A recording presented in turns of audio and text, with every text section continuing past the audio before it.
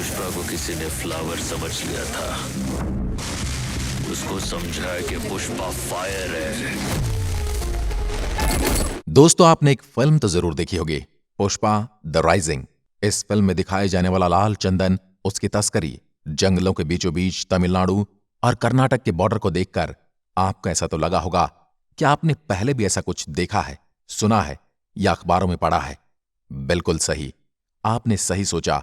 Film पूरी तरह से एक डाकू से इंस्पायर होकर बनाई गई है, जिसने 40 सालों तक तमिलनाडु और कर्नाटक के जंगलों में राज किया है और वहां का सबसे कुख्यात तस्कर कहलाया। जी हां, हम बात कर रहे हैं वीरप्पन की। वीरप्पन की जिंदगी से इंस्पायर होकर बनाई गई फिल्म पुष्पा आज सारे रिकॉर्ड तोड़ रही है। इस फिल्म ने लगभग 350 करोड़ रुपए कमा लिए हैं।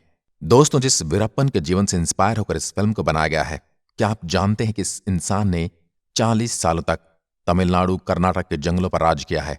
इस इंसान को पकड़ना इतना आसान नहीं था। इसे पकड़ने के लिए बाकायदा सरकार ने करोड़ों रुपए खर्च कर दिए। कहा जाता है कि इतना कुख्यात डाकू था जिसने कन्नड़ के सबसे बड़े फिल्म स्टार राजकुमार को भी किडनैप कर लिया था। आखिर क्या थी इसकी पूरी कहानी, आइए जानते हैं।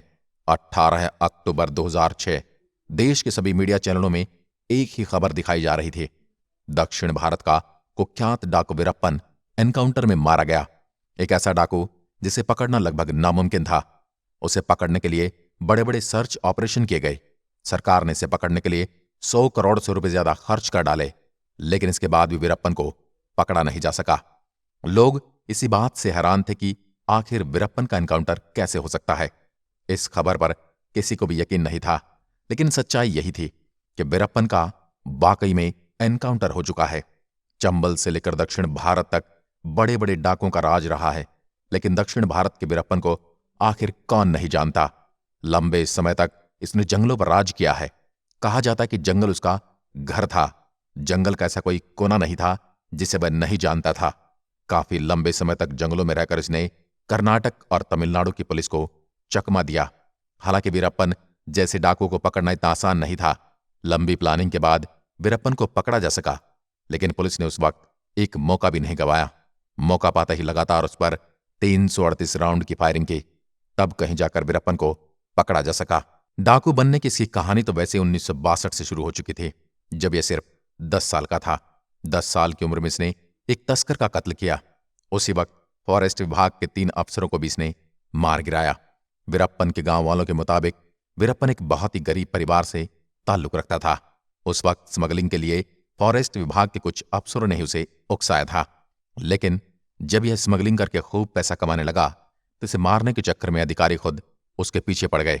इसके बाद वह अपनी जान बचाने के लिए जंगल में भाग गया। उसके बाद फिर एक नई कहानी शुरू हुई, एक नया अध्याय लिखा गया। जंगलों में रहते हुए इसने सिर्फ 17 साल की उम्र में इसने हाथी को मारा, जिसके बाद ये जंगलों में ही पला और बढ़ा। जंगलों में रहकर इसने करीब 2000 हाथियों को मारा। कहा जाता है कि यह हाथियों को सिर के बीचों बीच गोली मारता था। हाथियों को मारकर यह उनके दांतों की स्मगलिंग करता था। इसके अलावा तमिलनाडु और कर्नाटक के जंगलों में पाए जाने वाले सबसे कीमती लाल चंदन के पेड़ों को काटकर उसकी लकड़ियों की स्मगलिंग करता था, जैसा कि मूवी में दिखाया गया है। जब कभी भी कर्नाटक की पुलिस उसे पकड़ने के लिए जाती तो यह भागकर तमिलनाडु बॉर्डर को क्रॉस कर लेता। इसके बाद पुलिस वाले बॉर्डर के नियमों को मानते हुए बॉर्डर क्रॉस नहीं कर पाते। बिल्कुल इसी तरह यह तमिलनाडु पुलिस के साथ भी करता। लंबे समय तक इस जंगलों में रहकर यही काम किया, लेकिन इसी बीच अगर कोई इसके खिलाफ जाता या इसे पकड़ाने की कोशिश करता या इसकी मुखबिरी करता या उसे सीधा मौत के घाट उतार देता। तब तक इसने करीब 184 लोगों को मौत के घाट उतार दिया था। पैसों के लिए बड़े बड़े व्यापारियों का अपहरण और उनके परिवार वालों से फिरौती मांगना इसका काम था। लेकिन इन सब के अलावा कहा जाता है कि वीरप्पन को नाम कमाने का भी शौक था। वह चाहता था कि देश का बच्चा बच्चा उसे जाने, इसलिए उसने एक बार रजनीकांत जैसे सुपरस्टार को भी किडनैप करने का प्लान बनाया था, लेकिन उस प्लान में कामयाब नहीं हो सका। लेकिन यह फिर 1997 में इसी जंगल में एक इंसान की आंख, कान और पट्टी बांधकर उसे घसीट कर इन जंगलों में लाया। उस व्यक्ति का नाम था राजकुमार, जो कन्नड़ फिल्मों के बहुत बड़े सुपरस्टार थे। जल्दी यह खबर न्यूज चैनलों को मिली कि कन्नड़ फिल्म के मशहूर एक्टर राजकुमार का अपहरण वीरप्पन द्वारा कर लिया गया है, तो लोगों में हड़कंप मच गया। लोग अब वीरप्पन का नाम जानने लगे। वीरप्पन की दहशत फैलती जा रही थी। वीरप्पन यही चाहता था। राजकुमार को किडनैप करने के बाद इसे दोनों चीजें मिलने वाली थी, नाम और पैसा। राजकुमार को छोड़ने के बदले उसने 50 करोड़ रुपए की डिमांड रखी। उसे पकड़ने के लिए स्पेशल टास्क फोर्स बनाई गई। लंबे समय तक सर्च ऑपरेशन चलता रहा, लेकिन वीरप्पन किसी के हाथ नहीं आया। लेकिन जिस जंगल में वीरप्पन रहता था, उस जंगल को उससे बेहतर कोई नहीं जानता था। लेकिन वीरप्पन यहां पर नहीं रुका। 2002 में उसने कर्नाटक के एक मिनिस्टर नागप्पा को किडनैप कर लिया। मांग पूरी न होने पर वीरप्पन ने उसे मौत के घाट उतार दिया। इस समय वीरप्पन की दहशत इतनी ज्यादा बढ़ चुकी थी कि उसे पकड़ने के लिए सरकार अपने आप को लाचार महसूस कर रही थी। आखिरकार सरकार ने वीरप्पन को पकड़ने के लिए 5 करोड़ रुपए का इनाम रखा, लेकिन इसका भी कोई फायदा नहीं हुआ।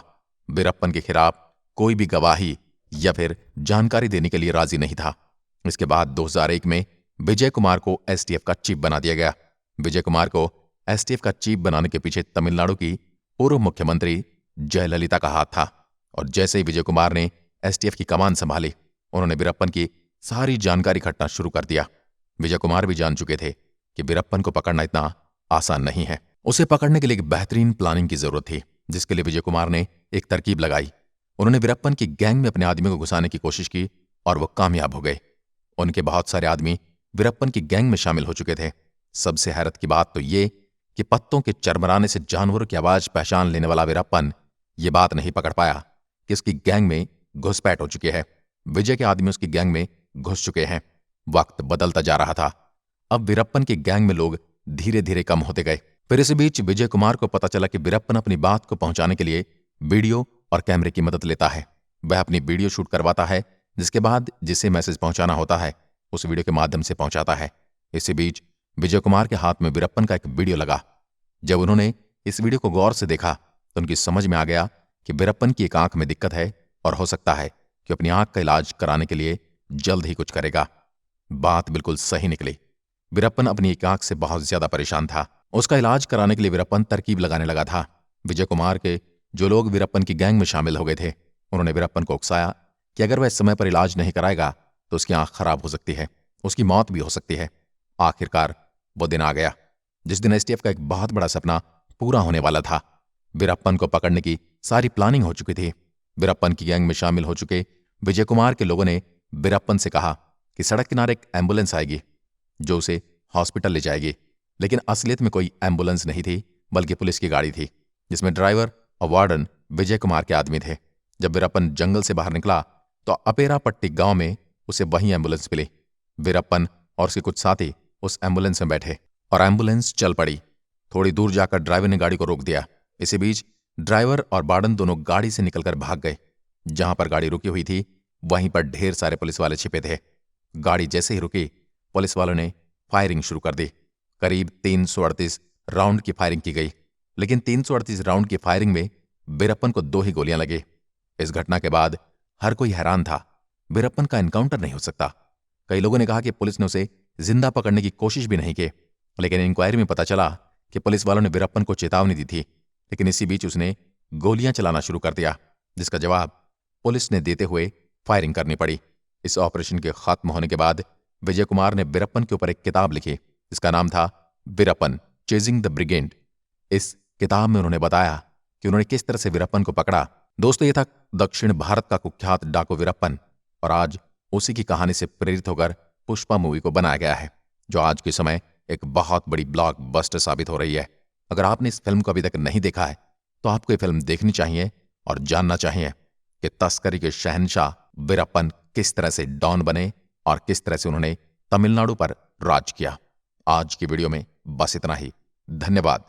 पुष्पा को किसी ने फ्लावर समझ लिया था। उसको समझा कि पुष्पा फायर है।